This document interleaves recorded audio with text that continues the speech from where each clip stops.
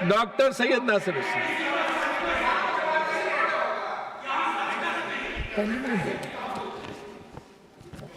Sir, मैं आपका और मेरी पार्टी का आभारी हूं कि मुझे आज बात करने का मौका दिया गया है। सर, भारतीय रेल देश का लाइफलाइन माना जाता है। On A daily basis lakhs of people travel through trains.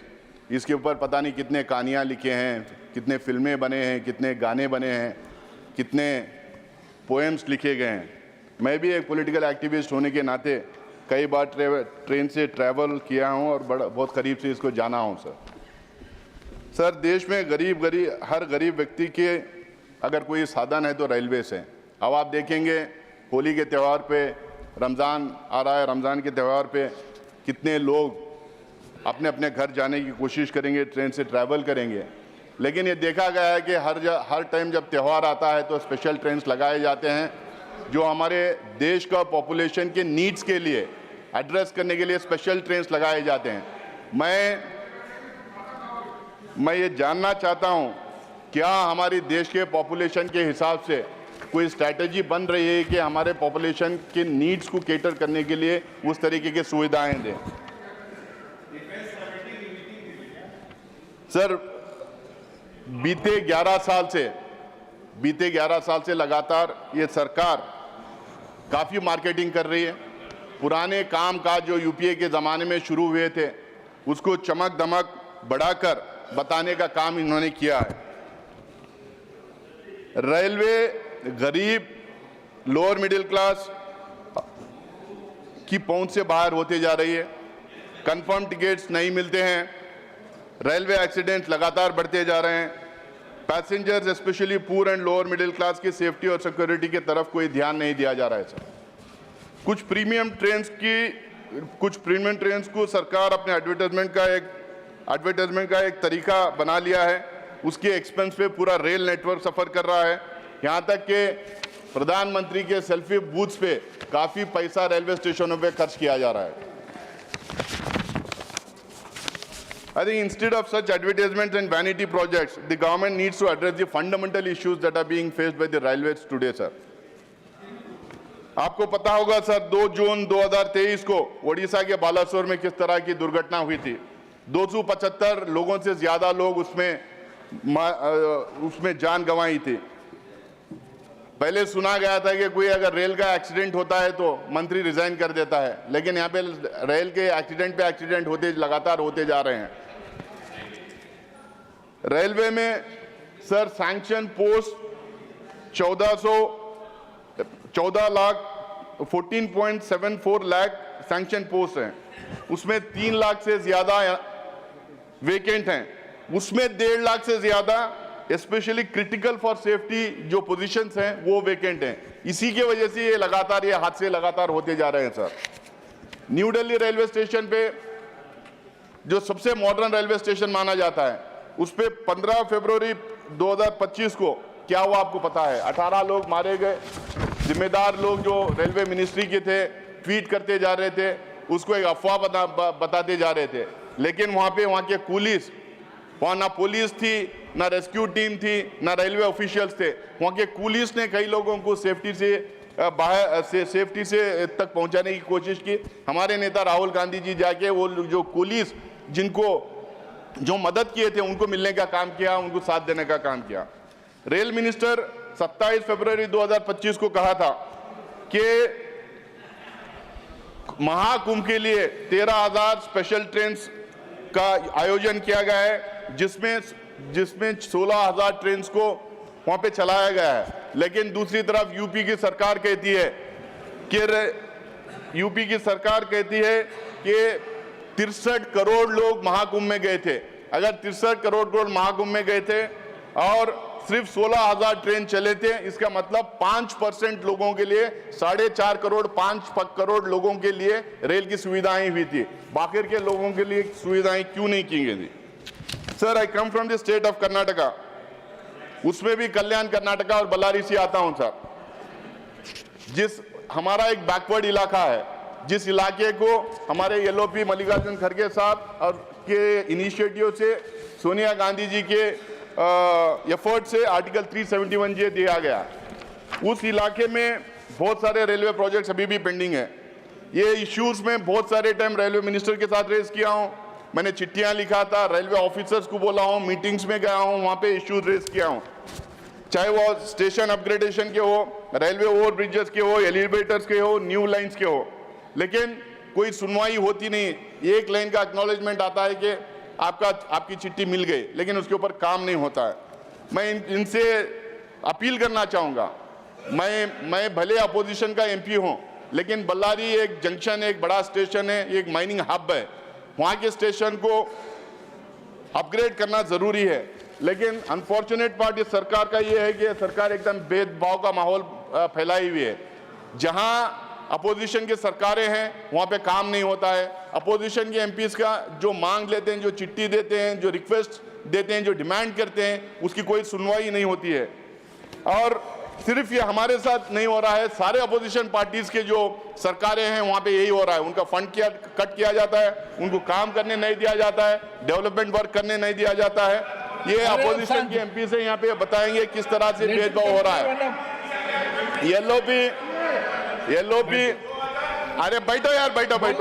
Yellow खड़गे जी रेल मंत्री थे, उन्होंने 2014-15 के इंटरिम बजट में गुलबर्गा में डीआरएम ऑफिस को ऐलान किया गया, स्टेट गवर्नमेंट जमीन भी दी।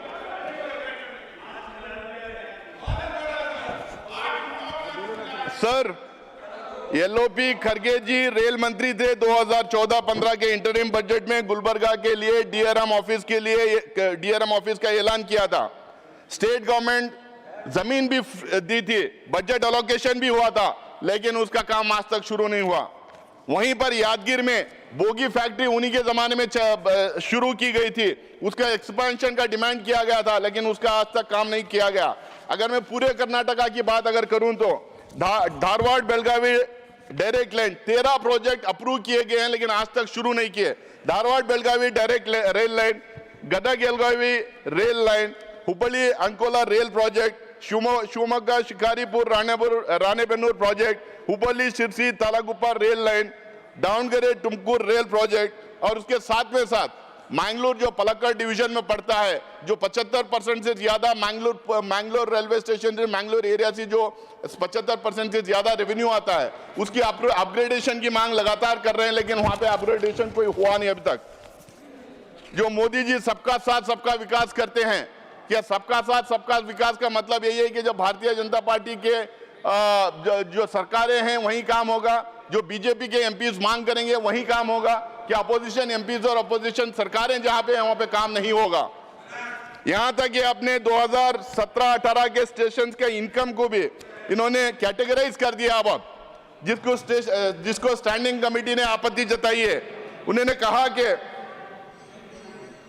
स्टैंडिंग कमेटी ने कहा कि geographical location, industrial centre, port, agricultural centre और एजुकेशन सेंटर के आधार पे क्लासिफिकेशन होना चाहिए। सबर्बन, नॉन सबर्बन और हार्ट के नाम पे 3 कैटेगरीज होना चाहिए। ये स्टैंडिंग कमेटी ने इनको डायरेक्शन दी है। दूसरी तरफ प्राइवेटाइजेशन लगातार हो रहा है।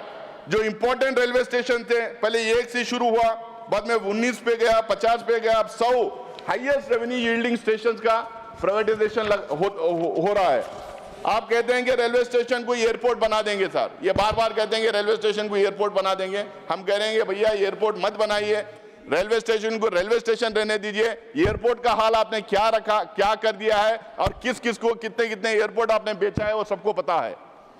सर, अमृत भारत स्कीम की अगर बात करें, स्टेशन अपग्रेडेशन के लिए 2024-25 में 453 स्टेशन को अपग्रेड करने का इनका दावा था, लेकिन अभी तक सिर्फ 1 स्टेशन को अपग्रेड किया गया, सिर्फ मात्र 1 आउट ऑफ 453 1 स्टेशन को अपग्रेड किया गया। सर, मैं अगर बात कहूं, अगर बोलूं तो रेलवे की बड़ी अपनी एक इतिहास है, बड़ा अपना पिछले करीब 100 साल से रेलवे हिंदुस्तान में चल रहा है। अलग अलग सरकारें अपने अपने हिसाब से काम किए हैं। यूपीए के सरकार में हम लोग अमेरिका, चीन और रूस के साथ में 1 billion metric ton freight volume के क्लब में हम लोगों ने शामिल हुए थे। यूपीए के जमाने में ही शामिल हो गए थे। उसके साथ में खड़गे जी के मंत्री काल में मोबाइल टिकट रिजर्वेशन के साथ में उधमपुर कटरा जैसे तमाम कॉम्प्लेक्स रेलवे प्रोजेक्ट का काम हमने पूरा कर लिया था। यूपीए सरकार में रेल हिस्ट्री की सबसे कठिन पीर पंजल टनल बनी थी। 2013 में बनिहाल काजीगुंड रेल सर्विस का उद्घाटन हुआ था, जिसमें मनमोहन सिंह जी, सोनिया जी, खड़गे जी और आपके जो वहां के चीफ मिनिस्टर उमर अब्दुल्ला हैं वो भी उसमें शामिल थे। कटरा में मोदी साहब ने 2014 में जिस रेल प्रोजेक्ट का उद्घाटन किया था वो भी कांग्रेस के जमाने में ही बना था। लेकिन ये लोगों ने क्या किया, आपने तो रेल बजट खत्म किया, बेहतर एडमिनिस्ट्रेशन के नाम पे स्ट्रक्चर बदला, रेलवे के इंटरनल रिसोर्सेज लगातार गिरते जा रहे हैं, ऑपरेशनल कॉस्ट लगातार बढ़ते जा रहे हैं। ऑपरेटिंग रेशियो इस साल का सर ऑपरेटिंग रेशियो 98.43 है, यानी कि हर 100 रुपए पे 1.5 रुपए की कमाई होगी। यूपीए के जमाने में हर 100 रुपए के इन्वेस्टमेंट में 10 रुपए से ज्यादा कमाई हुआ करती थी, लेकिन अब 1.5 रुपए की कमाई होने जा रही है। रेलवे बजट में को अब सरकारी खजाने से सपोर्ट किया जा रहा है सर। स्टैंडिंग कमेटी के लेटेस्ट रिपोर्ट में उन्होंने कहा है कि सरकारी सपोर्ट से ज्यादा आप लोगों को दूसरे सोर्सेस को ढूंढना चाहिए, खासकर पीपीपी मॉडल को तरफ देखना चाहिए करके स्टैंडिंग कमेटी का इनको डायरेक्शन गया है। CAG in June 2023 highlighted massive irregularities in the utilization of money under the rail safety fund sir। वहां पे कहा गया है कि Indian railway spent extravagantly on foot massagers, crockery, furniture, car rentals, laptops etc. from the Rashtriya Rail Sanraksha Course sir। Shortfalls of 30 to 100% in inspection by track recording cars with track machines left idle, 289 derailments from 2017 to 2021 linked to incomplete track renewals, declining funds for track renewal works and poor fund utilization. This was the reason that was quoted sir। Inquiry delays in 63% of the cases for which reports are not submitted yet।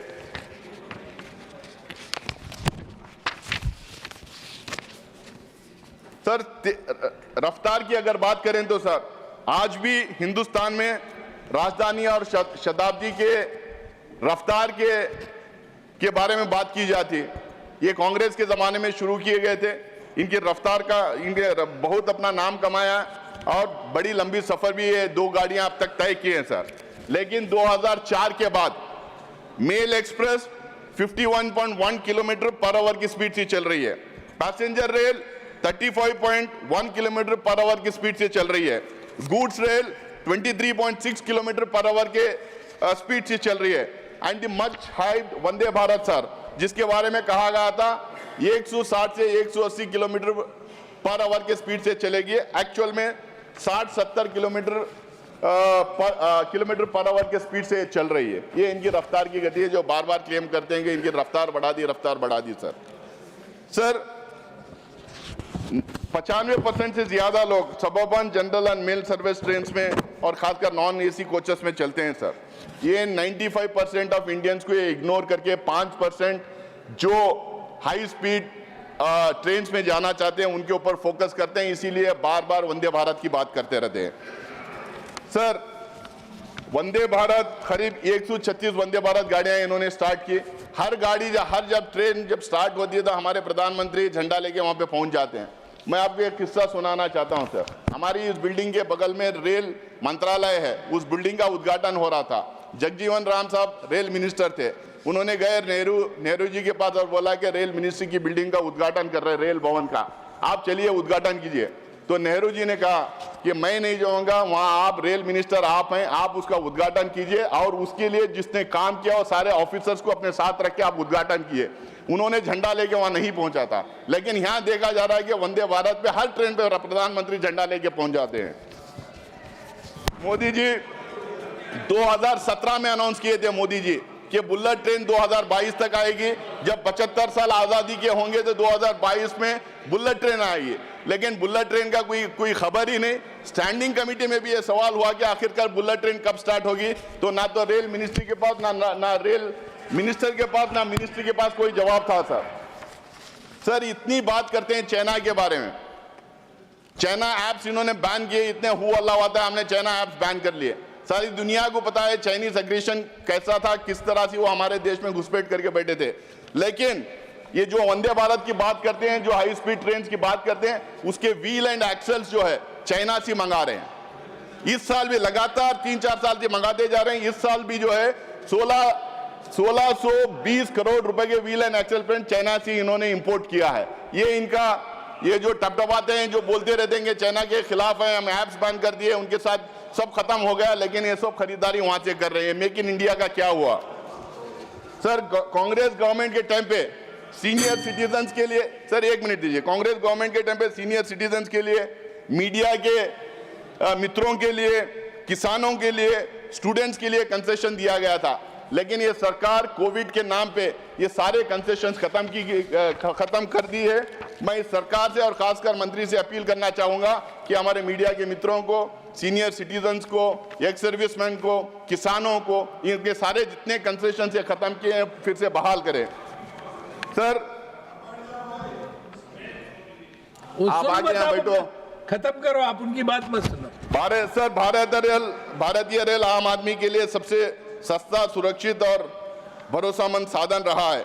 ये कारोबारी के नजरिए से कभी rail start नहीं किया गया था, सेवा के नजरिए से किया गया था। इसको सेवा के नजरिए से ही रखना चाहिए, इसको सेल्फ सस्टेनेबल बनाना चाहिए, इसका एक अपना विजन होना चाहिए। हमारा जो ग्रोइंग पॉपुलेशन है उसके तहत उसके नीड्स को केटर करने के लिए, उसके एक्सपेंशन के लिए एक बड़ा विजन होना चाहिए। इस बात के साथ मैं अपनी बात खत्म करता हूं। फिर से एक बार मैं अपील करता हूं, जितने प्रोजेक्ट्स मैं कर्नाटका के बारे में, बल्लारी के बारे में, गुलबर्गा के बारे में, यादगीर के बारे में मैंने जिक्र किया है, मुझे उम्मीद है कि रेल मिनिस्टर वो सुन रहे हैं, वो सुने हैं, तमाम प्रोजेक्ट्स को वो शुरू करेंगे और कंप्लीट कराने की कोशिश करेंगे, क्योंकि कर्नाटका में कांग्रेस की सरकार है, इसकी वजह से वो भेदभाव ना करेंगे। इस अपील के साथ अपनी बात खत्म करता हूं।